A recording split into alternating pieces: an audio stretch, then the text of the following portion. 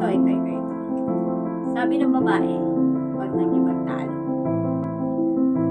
nakipagtalo ka sa babae, kami ang laging tama. Wow! Proud na proud sa abnormal at nalandakan ko pa sa lahat na hindi kayo ang laging tama. Palagi lang kayong may topak. Pag kami nagkasala, ang daming paliwanagan para lang mailahat-lahat.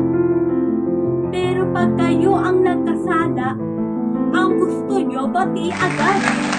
Kasi ang hustisya doon at quality. Wala ba kaming karapatang magtampo?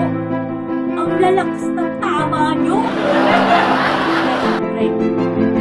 Magkabaktol, iyak, sinong hindi magmumori? Ang ending, tangina, tayo pa ang mag-sorry, diba?